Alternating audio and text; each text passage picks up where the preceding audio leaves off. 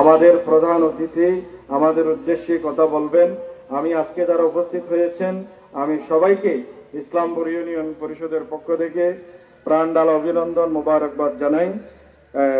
একটি কথা বলে আমার বক্তব্য শেষ করছি। মহান আল্লাহ পবিত্র কোরআনে বলছেন, ইয়া আইয়ুহাল্লাযীনা আমানু কুতিবা আলাইকুমুস সিয়াম কামা কুতিবা আলাল লাযীনা মিন ক্বাবলিকুম লাআল্লাকুম তাত্তাকুন। হে বান্দারগণ, তোমাদের উপরে রমজানের রোজা ফরজ করেছি। শুধু তাই নয়, তোমাদের পূর্বে এই পৃথিবীতে যারা এসেছিল তাদের উপরও বিভিন্ন সময়ে বিভিন্নভাবে বিভিন্ন আঙ্গিকে রোজা আমি ফরজ করেছিলাম। ফরজ করার উদ্দেশ্য ছিল একটাই, আল্লাহ ভীতি তৈরি করা মানুষের ভিতরে, মানুষের অন্তরে আল্লাহর ভয় জাগ্রত করা, মানুষের হৃদয়ে আল্লাহ তাআলার জবাবদিহিতা জাগ্রত করা। আজকে রমজান আমাদের মাঝে আসে, আমাদের মাঝ থেকে চলে যায়, কিন্তু আমরা আগে যে অবস্থায় ছিলাম সে অবস্থায় থেকে যাই, আমাদের কোনো পরিবর্তন হয়।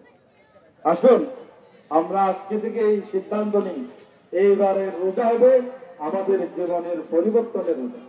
এইবারের রোজা হবে আমাদের জীবন থেকে বদ আমল পরিহারের রোজা। এইবারের রোজা হবে আজ থেকে আমরা কোন অশ্লীলতা, বাহ্যাপনা, মিথ্যা, ছলনা, ধোঁকা, প্রতারণা এগুলোর সাথে আমাদের জীবন আর থাকবে না। এভাবে যদি আমরা রোজাকে হিসাব করতে পারি, রোজাকে আমাদের জীবনে নিয়ে আসতে পারি, তাহলে লাআল্লাকুম তাত্তাকুন, আল্লাহ যে উদ্দেশ্যে রোজা এখানে কায়েম করেছিলেন সেই উদ্দেশ্যের দিকে আমরা যেতে পারবো। কিন্তু বাংলাদেশ স্বাধীন হওয়ার পরে রোজার প্রকৃত উদ্দেশ্য আমাদের জাতি, আমাদের দেশের মানুষ আমরা কি বুঝতে পেরেছি? আমরা কি নিজেদের ভিতরে সেটা কায়েম করতে পেরেছি? পারি নাই। কারণ একটাই, ওই ইসলামিক সরকারের অধীনে থেকে রোজার প্রকৃত শিক্ষা কখনো মুসলিম মিল্লাত তার বাস্তব জীবনে অর্জন করতে পারবে না। রোজার প্রকৃত শিক্ষা যদি আমরা আমাদের জীবনে কায়েম করতে চাই, তাহলে প্রয়োজন কোরআনের সমাজ, ইসলামী সমাজ। রাসূল করিম সাল্লাল্লাহু আলাইহি ওয়াসাল্লাম যে সমাজ কায়েম করেছিলেন সেই সমাজ। আসুন সেই সমাজের দিকেই আমরা আপনাদেরকে ডাকছি। আমরা চাই বর্তমান বাংলাদেশ এমন একটা সময় আসছে, এই সময়টা খুবই গুরুত্বপূর্ণ সময়। আগামীর বাংলাদেশ হবে ইসলামের বাংলাদেশ, আগামীর বাংলাদেশ হবে কোরআনের বাংলাদেশ, আগামীর বাংলাদেশ হবে আমাদের রোজাদারদের বাংলাদেশ ইনশাআল্লাহ। সেভাবে আমরা প্রস্তুতি নেব। ওয়া মা তৌফিক ইল্লা বিল্লাহ। আসসালামু আলাইকুম ওয়া রাহমাতুল্লাহি ওয়া বারাকাতুহু। শুকরান, জাযাকাল্লাহ। অত্র ইউনিয়নের মাননীয় চেয়ারম্যান জনাব মৌলানা দেলোয়ার হোসেন ভাই। সম্মানিত উপস্থিতি, এই পর্যায়ে প্রধান অতিথির বক্তব্য নিয়ে আসছেন বাংলাদেশ জামায়াতে ইসলামী কক্সবাজার জেলার সম্মানিত আমির, কেন্দ্রীয় কর্ম পরিষদ সদস্য, পয়টং মডেল ইউনিয়নের 4 বার নির্বাচিত জননন্দিত জননেতা জনাব মৌলানা নূর আহমদ আনু, জনাব অধ্যক্ষ মৌলানা নূর।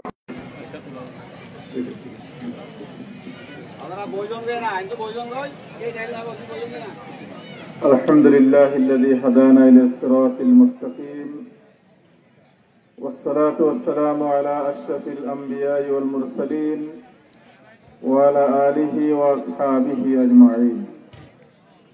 أعوذ بالله من الشيطان الرجيم. بسم الله الرحمن الرحيم. يا أيها الذين آمنوا كتب عليكم الصيام كما كتب على الذين من قبلكم لعلكم تتقون. صدق الله المولانا العظيم وصدق رسوله النبي الكريم ونحن على ذلك من الشاهدين والشاكرين والحمد لله رب العالمين. বাংলাদেশ জামায়াত ইসলামী ইসলামপুর ইউনিয়ন কর্তৃক আয়োজিত আজকের এই বিশাল গণ ইফতার মাহফিলের মোহতারাম সভাপতি, ইসলামপুর ইউনিয়ন জামাতের সম্মানিত সভাপতি জনাব শাহাবুদ্দিন ভাই, আজকের এই বিশাল গণ ইফতার মাহফিলের বিশেষ অতিথি, কক্সবাজার সদর রামু ঈদগাঁও উপজেলার গণমানুষের প্রিয় নেতা জেলা জামাতের শুরা সদস্য, সাবেক বিপি, সাবেক ভাইস চেয়ারম্যান, নন্দিত জননেতা জনাব শহীদুল আলম বাহাদুর ভাই, আজকের এই গণ ইফতার মাহফিলের অন্যতম বিশেষ অতিথি এবং উদ্যোক্তা, আপনাদের প্রিয় নেতা, ইসলামপুর ইউনিয়ন পরিষদের নবনির্বাচিত চেয়ারম্যান, জেলা জামাতের অ্যাসিস্ট্যান্ট সেক্রেটারি জনাব মাওলানা দেলাওয়ার হোসেন, বিশেষ অতিথি হিসেবে উপস্থিত আছেন ঈদগাঁও উপজেলা জামাতের সংগ্রামী আমির জনাব মাওলানা সেলিমুল্লাহ জাহাদি, বিশেষ অতিথি উপস্থিত আছেন রামু উপজেলা জামাতের করম পরিষদ সদস্য, বিশিষ্ট ইসলামিক স্কলার জনাব মাওলানা বশিরউদ্দিন সহ সম্মানিত বিশেষ অতিথিবৃন্দ, হযরত উলামায়ে কেরাম, সম্মানিত রোজাদার ভাইরা, আসসালামু আলাইকুম ওয়া রাহমাতুল্লাহি ওয়া বারাকাতুহু। শুরুতে মহান আল্লাহ তাআলার দরবারে শুকরিয়া জানাচ্ছি। আল্লাহ তাআলা দ্বিতীয় রমজানের দ্বিতীয় রোজায় আজকে আমাদেরকে বিপুল সংখ্যক রোজাদারের সাথে একসাথে ইফতার করার সুযোগ করে দিয়েছেন। মহান আল্লাহ তাআলার দরবারে আমরা সকলে শুকরিয়া জানাই, আমরা সবাই বলি আলহামদুলিল্লাহ। সম্মানিত রোজাদার ভাইরা, আপনাদের সম্মানকে আল্লাহ তাআলা অনেক বেশি বাড়িয়ে দিয়েছেন। আপনারা দেলোয়ার ভাইয়ের মেহমান নন, শুধু আপনারা ইসলামপুর ইউনিয়ন জামাতের মেহমান নন, বরঞ্চ আপনারা হচ্ছেন স্বয়ং আল্লাহ রাব্বুল আলামিনের মেহমান। এটা জন্যই বলছি, রাসূলুল্লাহ সাল্লাল্লাহু আলাইহি ওয়াসাল্লাম হাদিস শরীফের সাথ করেছেন,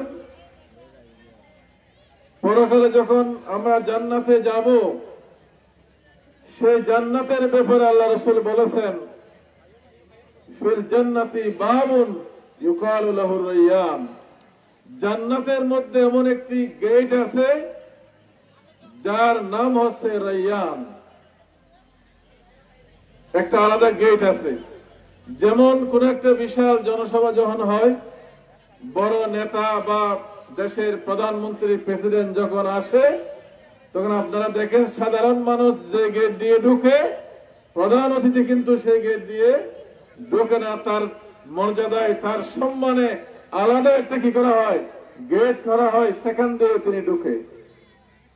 জান্নাতে কোটি কোটি মানুষ যাবেন, সে জান্নাতের মধ্যে আল্লাহ তাআলা একটি আলাদা গেট নির্মাণ করবেন, স্পেশাল একটি গেট করবেন, এবং সেই গেট দিয়ে স্পেশাল গেস্ট হিসাবে, বিশেষ মেহমান হিসাবে, অতিথি হিসাবে যারা প্রবেশ করবেন তারা হচ্ছে রোজাদার। সুতরাং রোজাদাররা আল্লাহর মেহমান। আল্লাহ তাআলা জান্নাতে তাদেরকে স্পেশাল গেটের মধ্য দিয়ে তাদেরকে জান্নাতে প্রবেশ করিয়ে আল্লাহ তাআলা তাদের সম্মানের প্রমাণ দেবেন। প্রিয় রোজাদার ভাইরা, এই যে রোজা আমরা রাখতেছি, এই রোজা আল্লাহ তাআলা কেন ফরজ করেছেন? রোজার ফজিলত সম্পর্কে অনেক কথা আপনারা শুনেছেন, জুমার খুতবায় শুনেছেন, আরো পুরা মাস ব্যাপী আপনারা শুনবেন। আমি রোজার ফজিলতের দিকে যাচ্ছি না, আমি রোজার হাকিকতের ব্যাপারে দু একটা কথা আপনাদের সামনে বলতে চাই। সেটা হলো, রোজা তো একটি কষ্টসাধ্য ইবাদত। রোজা রাখলে কি হয়? কষ্ট হয়, ক্ষুধার্ত হয় মানুষ, পিপাসার্ত হয় মানুষ, আরো যদি একটু গরম যদি একটু বেশি হয়, অনেকেই পিপাসায় ছটফট করে, অনেক কষ্ট হয়। এমন একটি কষ্টদায়ক ইবাদত আল্লাহ তাআলা দীর্ঘ 1 মাসের জন্য প্রতি বছরে আমাদের জন্য ফরজ করে দিয়েছেন। আল্লাহ তাআলার উদ্দেশ্যটা কি? আল্লাহ কি চান? আমাদেরকে কষ্ট দিয়ে, আমাদেরকে রোজা ফরজ করে দিয়ে আল্লাহ তাআলা কি চান? আল্লাহর উদ্দেশ্যটা কি? আমি আপনাদের সামনে যে আয়াত তেলাওয়াত করেছি, সে আয়াতের ভিতরে আল্লাহ তাআলা সেই উদ্দেশ্যের কথা বর্ণনা করে দিয়েছেন। আল্লাহ তাআলা বলেন, ইয়া আইয়ুহাল্লাযীনা আমানু কুতিবা আলাইকুমুস সিয়াম, হে ঈমানদারেরা, আমি তোমাদের জন্য রোজাকে ফরজ করে দিয়েছি। কামা কুতিবা আলাল্লাযীনা মিন ক্বাবলিকুম, যেমনিভাবে তোমাদের আগেও প্রায় প্রত্যেক নবীর উম্মতের জন্য এই রোজার বিধান ছিল। যদিও বা সেটা সময়, তার দিন, পরিমাণ কম ছিল, কিন্তু প্রত্যেক নবীর উম্মতের জন্য রোজা ছিল। আল্লাহ বলেন, আমি তোমাদের জন্য রমজান মাসের রোজা ফরজ করে দিয়েছি লাআল্লাকুম তাত্তাকুন। তার উদ্দেশ্য হলো তোমরা যেন এই রোজার মাধ্যমে তাকওয়া অর্জন করতে পারো, খোদা ভীতি অর্জন করতে পারো, আল্লাহর ভয় তোমাদের মধ্যে যাতে সৃষ্টি হয়, তোমাদের যাতে সে অভ্যাস করে ওঠে আল্লাহকে ভয় করার, তোমাদের মধ্যে যাতে তাকওয়া সৃষ্টি হয়, সেজন্য আমি তোমাদের জন্য 1 মাসের রোজা ফরজ করে দিয়েছি। প্রত্যেকটা জিনিস যদি অর্জন করতে হয় তার পিছনে ক্রমাগত সময় দিতে হয়। আপনারা জানেন, একজন সৈনিক তৈরি করার জন্য তাকে প্রশিক্ষণ দেওয়া হয়, একজন শিক্ষক তৈরি করার জন্য তাকে প্রশিক্ষণ দেওয়া হয়, একজন ডাক্তার তৈরি করার জন্য তাকে প্রশিক্ষণ দেওয়া হয়। প্রশিক্ষণের মধ্য দিয়ে যোগ্যতা তৈরি হয়।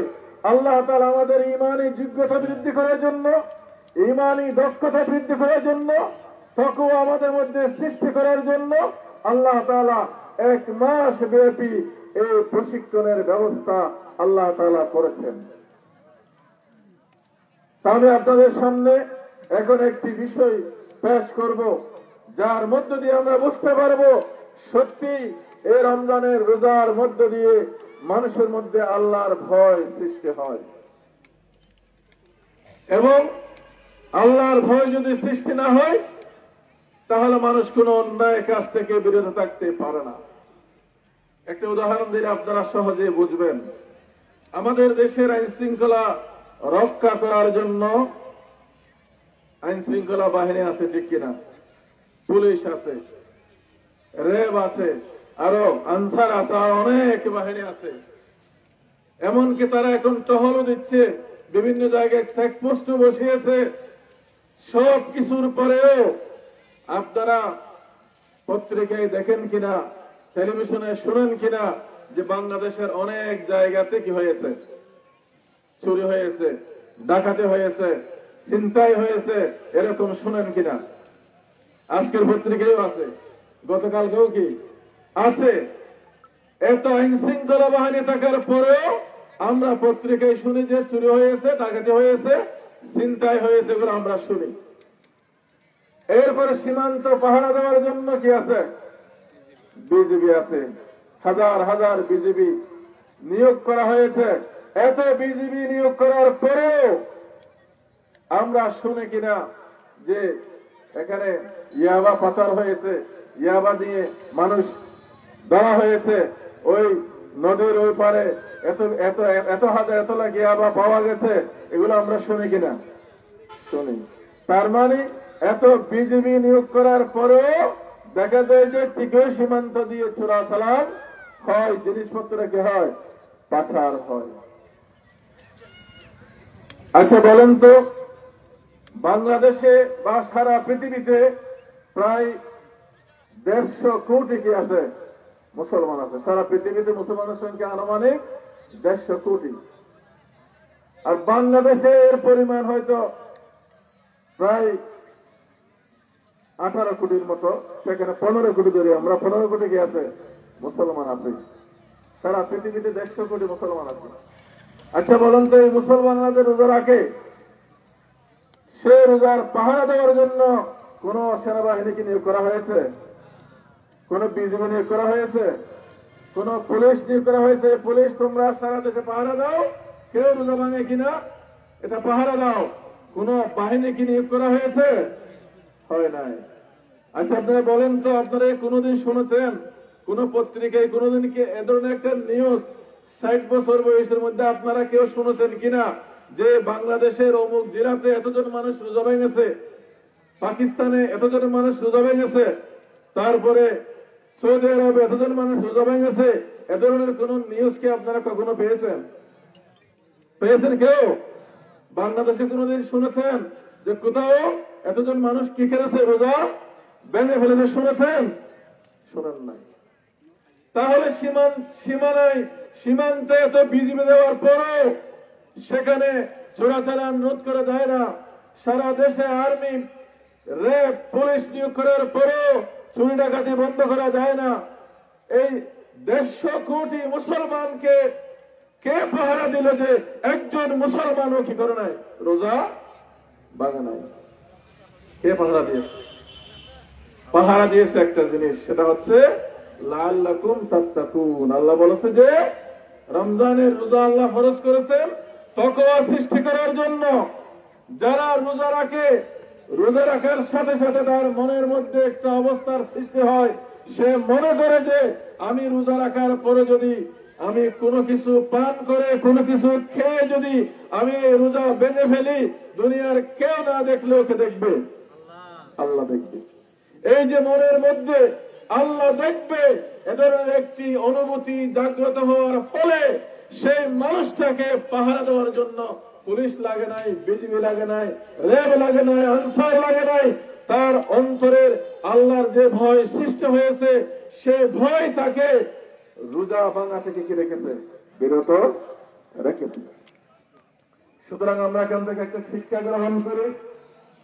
আজকে যারা দুর্নীতি করে, যারা ঘুষ খায়, যারা টেবিলের নিচে হাত দিয়ে ঘুষের টাকা গ্রহণ করে, তারা যদি এই বিষয়টা মনে করত আমি যে ঘুষের টাকা নিচ্ছি দুনিয়ার কেউ না দেখলে অভিযোগে দেখতেছে, আল্লাহ দেখতেছে, এই ভয় যদি তাদের ভিতরে থাকতো সে ঘুষ নিতে পারত না, সে দুর্নীতি করতে পারত না, সে চুরি করতে পারত না, সে ডাকাতি করতে পারত না, সে চিন্তাই করতে পারত না, যদি আল্লাহর ভয় তার অন্তরে থাকত। এজন্য রমজানের শিক্ষা হচ্ছে রোজার মাধ্যমে আল্লাহ তাআলা মানুষের সেই মানসিক পরিবর্তন করতে চায়, যে পরিবর্তনের ফলে তার মনের মধ্যে আল্লাহর ভয় সৃষ্টি হবে এবং সে আল্লাহর ভয়ে যাবতীয় অন্যায় কাজ থেকে সে বেঁচে থাকবে। এজন্যই বলা হয়েছে, রাসূলুল্লাহ সাল্লাল্লাহু আলাইহি ওয়াসাল্লাম হাদিস শরীফে পরিষ্কার করে বলে দিয়েছেন, মান লাম ইয়াদা কাওলা যুরি ওয়াল আমালা বিহি ফালাইসা লিল্লাহি হাজাতুন আন ইয়াদা তাআমাহু ওয়া শারাবাহু। আল্লাহ রাসূল বলেন, যে ব্যক্তি রোজা রাখার পরে অন্যায় কথা, অন্যায় কাজ, অশ্লীল কথা, অশ্লীল কাজ যে ত্যাগ করতে পারে নাই, ফালাইসা লিল্লাহি হাজাতুন আন ইয়াদা তাআমাহু ওয়া শারাবাহু, তাহলে আল্লাহর কোনো প্রয়োজন নাই সে উপবাস থাকুক, সে তৃষ্ণার্ত থাকুক, এটা আল্লাহর কোনো প্রয়োজন নাই। এ ধরনের রোজা আল্লাহ তাআলা কবুল করবেন না। সুতরাং রমজানের মূল শিক্ষা হচ্ছে, এই রমজানের সিয়াম সাধনার মাধ্যমে আমরা আমাদের মনের মধ্যে এমন একটা অনুভূতির সৃষ্টি করব, এমন তাকওয়া আমরা হাসিল করব, যে তাকওয়ার ফলে একজন মানুষ যাবতীয় অন্যায় কাজ থেকে বিরত থাকতে পারে। শেষ কথা বলে দিচ্ছি, একই সাথে কথা বলবো, আজকে সারা দেশে যে অন্যায় অবিচার হচ্ছে,